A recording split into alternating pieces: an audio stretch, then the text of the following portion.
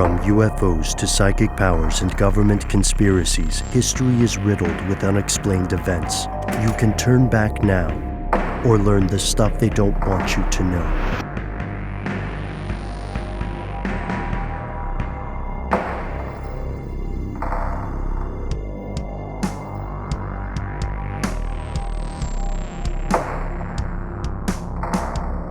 And now we get to it. Between 2:45 and 3 p.m., not just the nation, but the world is glued to one screen or one speaker or another as the Capitol is breached. This is the first time the U.S. Capitol has been overrun since 1814, when British forces invaded and burned the place down. I don't mean they started a cool rave or a nice party. It was literally lit, and not in an enjoyable fashion. Was it destroyed to a significant degree and then had to be rebuilt, Ben? Yeah, in 1814, there was extensive damage. We have to remember the Capitol itself was still under construction at that moment in time, and it had been built with a lot of fireproof materials, stone and so on. So there was a lot of stuff that was still preserved, but like glass was melted, statues were destroyed, paper was burned, of course, left and right. But the point about this is not a normal thing, and it should not be normalized. It should not be taken as like, oh, wow, the guys were right when they said we might look back on 2020 fondly. This is bad shit. And the Senate was evacuated. Before the chambers of the Senate and the House were evacuated, people were like hunkering down, right? Luckily, for history, one Senate aide had the quick thinking or the presence of mind amid a crisis, which is a hard thing to have. One Senate aide, she grabbed the electoral certificates or copies thereof because she was concerned that the mob, the invading insurgents, were aiming to physically destroy the votes as a way of preventing the electoral certification process, which to me is not a very well thought out plan. That's what I was going to ask. I mean, Ben, we talked about the symbolic nature of this act. It's not like that would have actually accomplished anything, right? I mean, it's codified in records somewhere. It's not like these are the only copies, and then we have to start all over again, or what? It would be more of a symbolic burning or a symbolic stealing, just as much as this act is a symbolic act, correct? Yeah. I just want to say this is all about language, and what we're talking about, the intentions of the people that did end up going to the Capitol and actually going inside and breaching it, as we're talking about here. They were told that they needed to stop it from happening. Right. And, they were told a lot of things that were not directly, hey, go and take those papers, or, do anything, don't hurt anybody. They were never told to physically hurt anyone, but they were told that we have to be strong. You have to show your strength. Well, you'll never take back our country with weakness. You have to show strength and you have to be strong.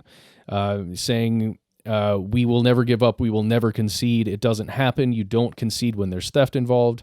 Our country has had enough. We will not take it anymore. That's what this is all about. So it's just when you have all those things kind of in this soup of thought that you've just instilled in everybody, when there's physical action taking place,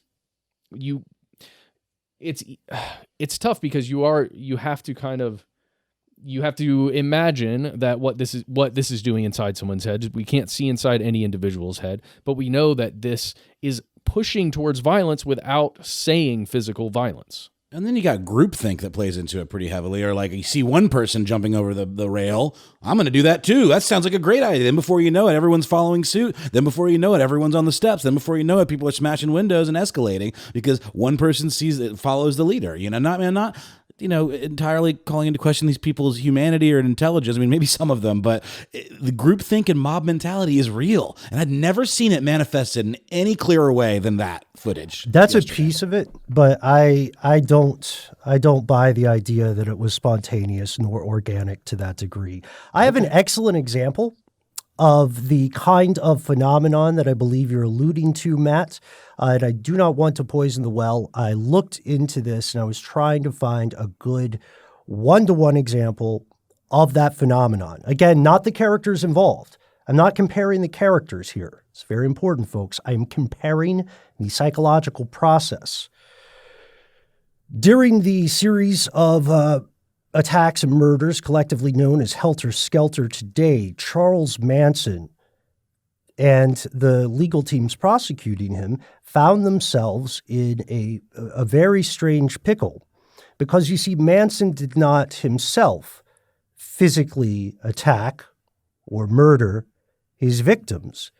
In fact, there was a long conversation in jurisprudence here about what it was that Manson specifically did. He had radicalized a group of psychologically vulnerable people. He had pushed them further and further toward extremism. And in interviews, like, if you don't believe me, you can pause this episode right now. You can go to YouTube. You can watch the interviews with Charles Manson on tape in prison, where he says that he did, I think he says, I didn't do anything but write a couple of bad checks. I didn't tell these people to kill somebody. I said, if someone were to do it, if I were to do it, I would leave, his specific quote is, I would leave something witchy. Mm-hmm. And so here we see, and Matt, I don't know if you agree. I'm trying to read your facial expression here, but I think that is a good analogy because Manson, per his account, did not specifically tell people to do the things. I think I totally hear what you're saying, and I can see the similarities there. For me, this is of a lesser extent than that, what the president said, because he was extremely careful in a lot of that. It was writing that line.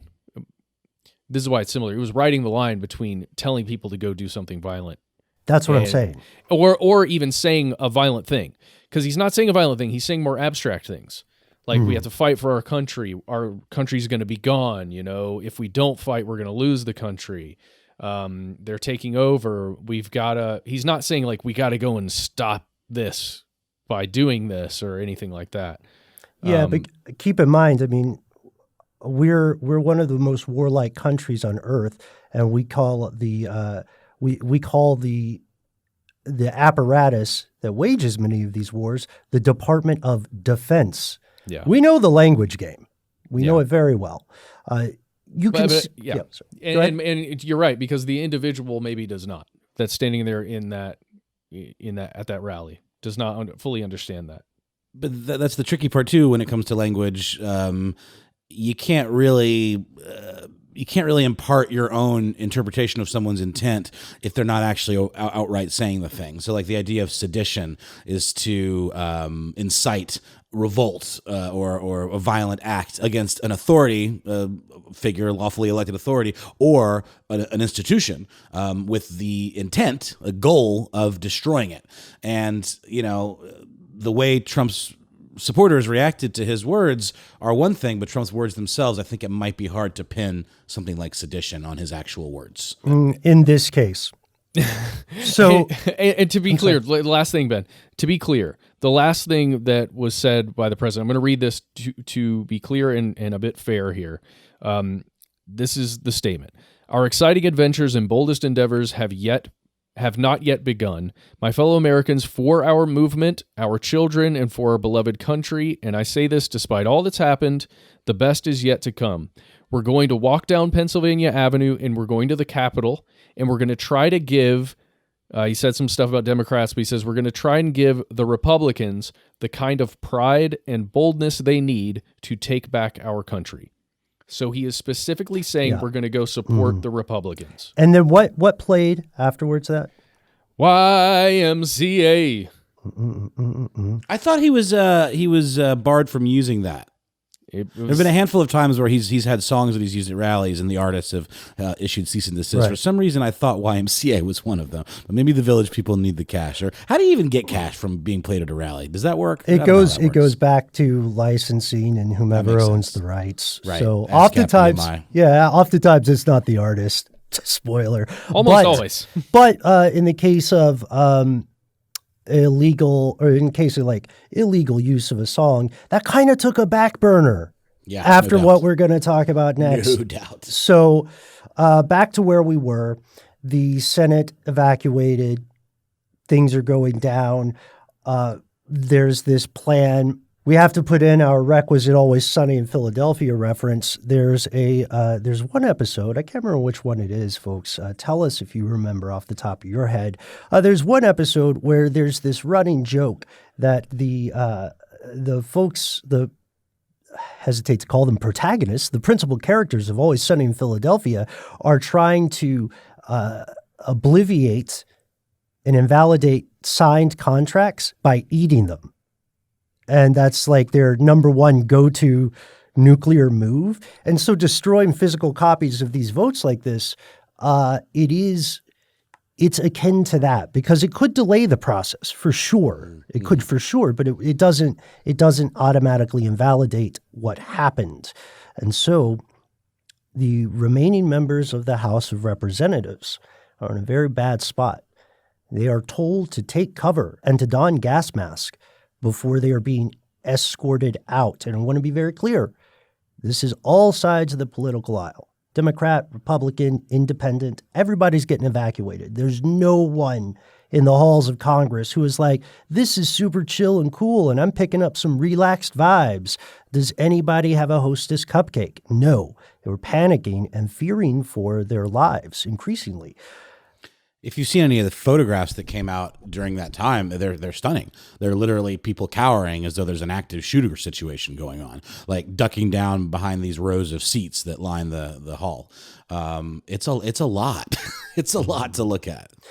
And some of the invaders made it to the Senate floor.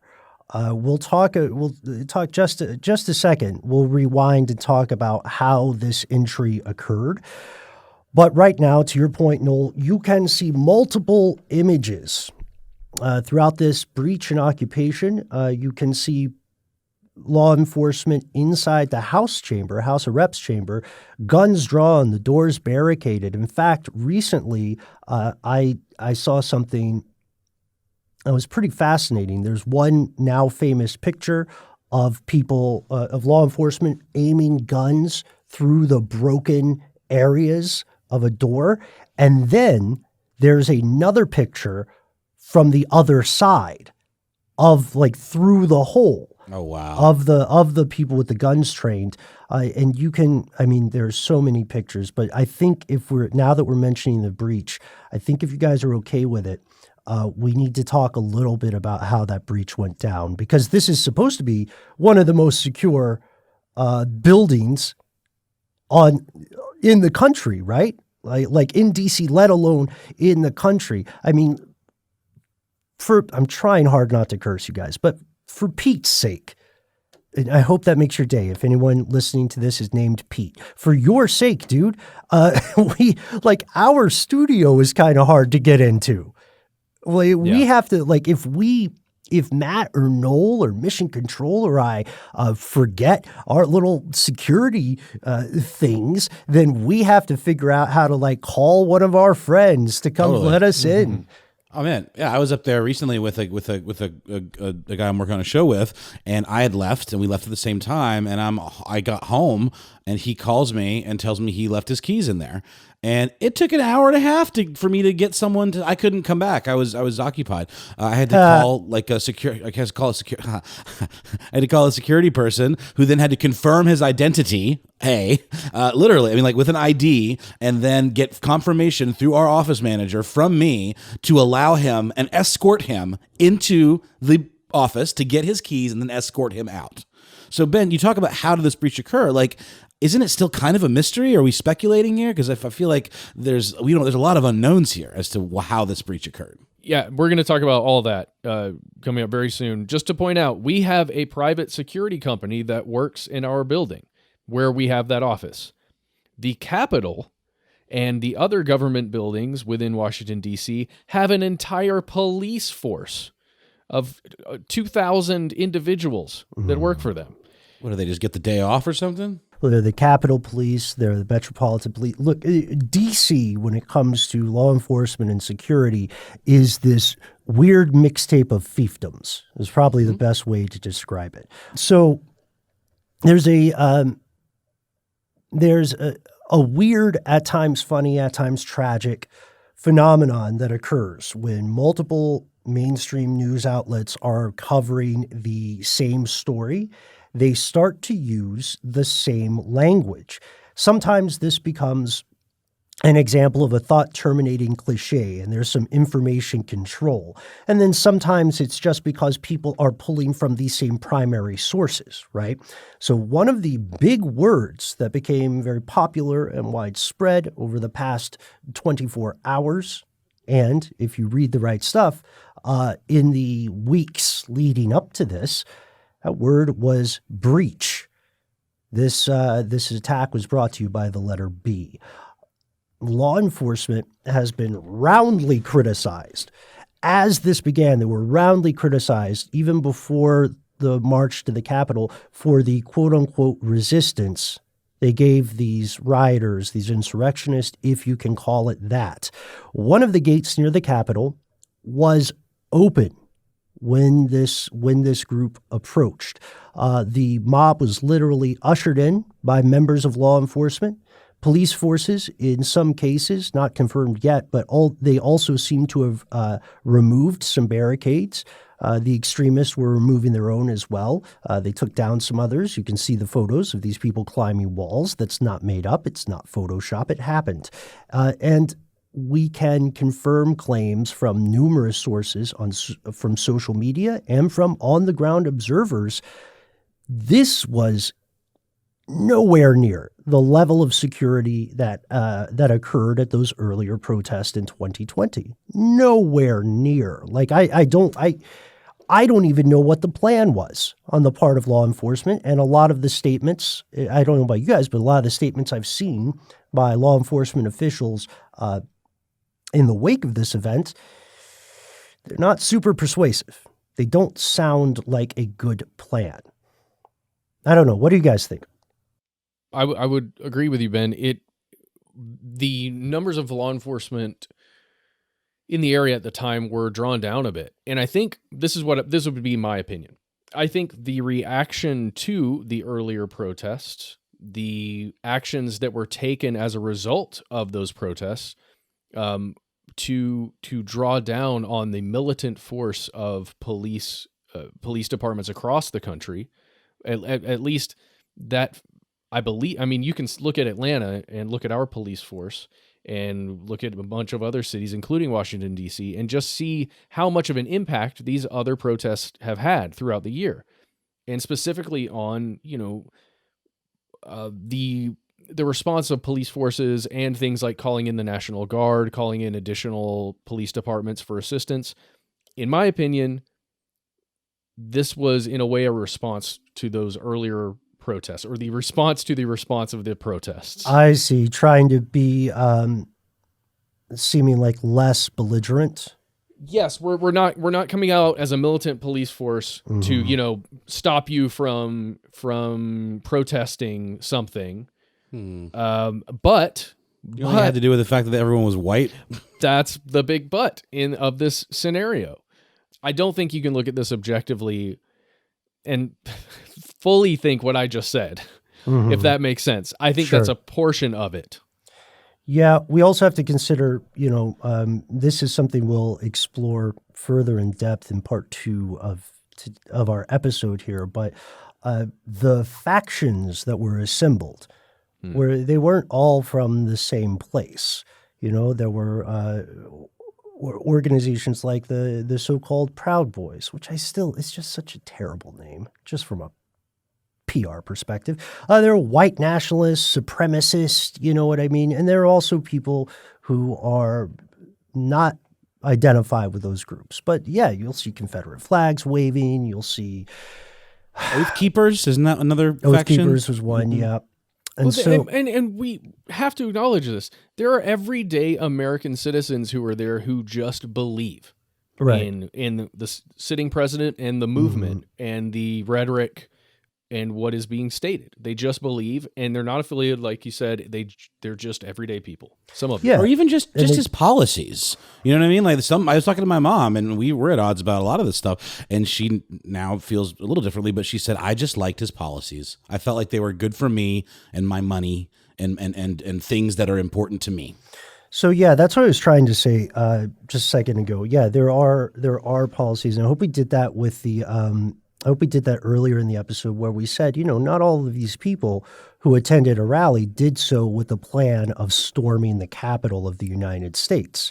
It would be misleading to say that was the case, but it would likewise be misleading and disingenuous to say that there weren't people showing up with that plan. And we'll tell you exactly why we know that and why that is a proven fact, just again, a bit later in this episode. So back to this breach.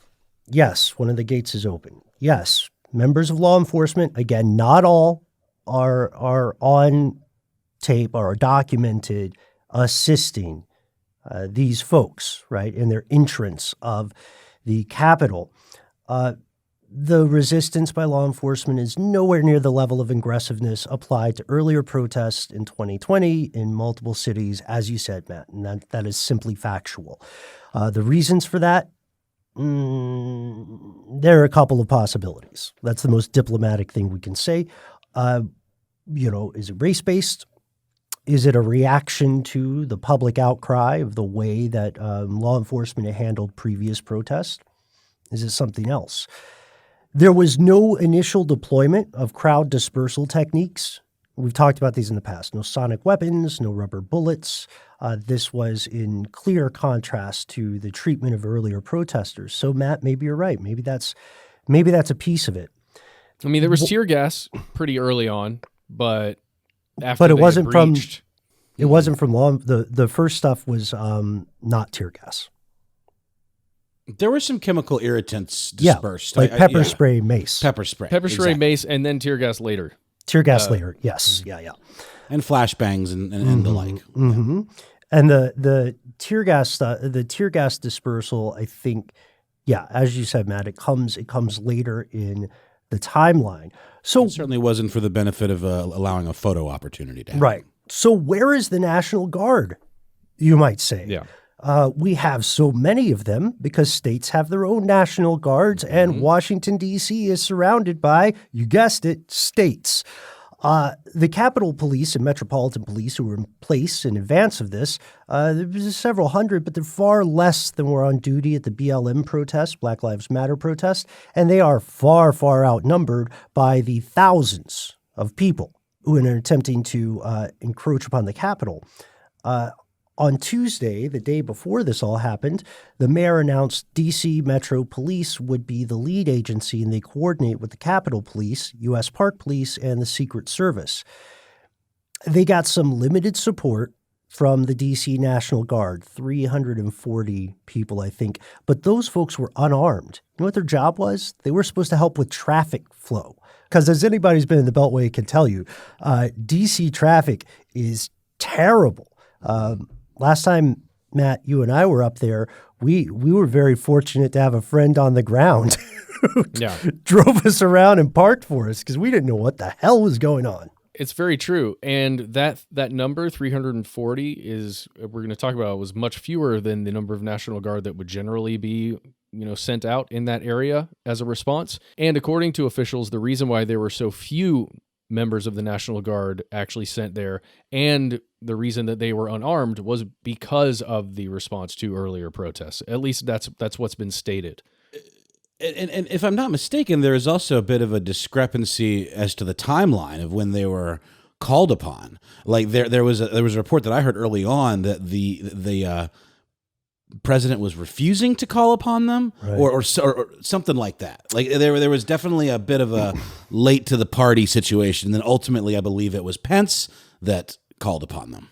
Yeah, I found this out and confirmed it on Twitter yesterday. So if you look at the defense.gov and the PR releases, while there was still sort of a fog of war and immediate, disaster clouding our access to information, if you go online, I posted this, Ben Bolin, HSW on twitter.com, you can see a statement by Acting Secretary Miller on how the D.C. National Guard was fully activated.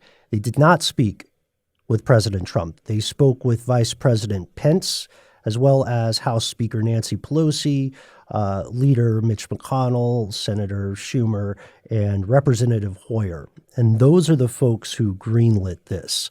The president was not involved in the conversation, possibly for any number of reasons, some more plausible than others, all at the present moment speculative. And it's very important for us to say that, because what we've recounted so far, folks, are the facts. This is what happened. We've given timestamps where applicable and available. We know that it was originally reported, to your point, Noel, that the current president refused to authorize it, or like the DOD refused to authorize it. But per the DOD's own statements, it was indeed Vice President Pence who authorized, and questions about how this occurred or how this transpired remain unanswered as we record today, which brings us to one crucial point we need to make in today's episode. So we were learning about this and the actual events at the same time a lot of people across the planet were. It seems that we, like multiple intelligence agencies, like multiple excellent journalists, like Ukrainian news services knew this was going to happen.